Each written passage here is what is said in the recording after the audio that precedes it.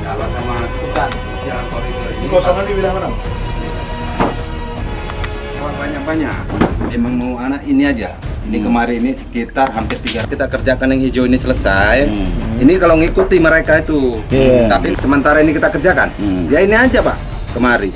Sampai kemari dia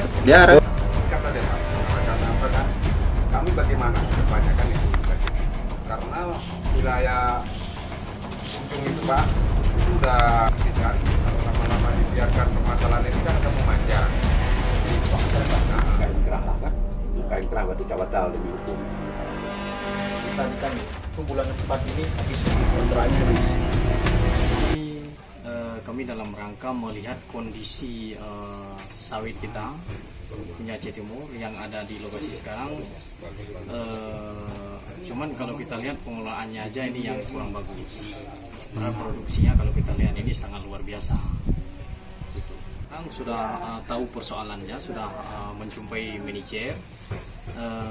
Semua persoalan sudah kami kantongi, sudah kami dengar dari manajer.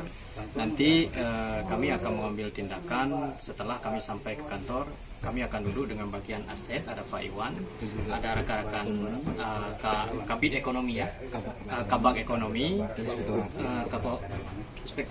Inspektorat. Jadi nanti kami baru ambil kesimpulan setelah sampai ke kantor. Nanti baru ada titik temunya bagaimana persoalan untuk menyelesaikan persoalan yang ada di PT Wajar Koporai.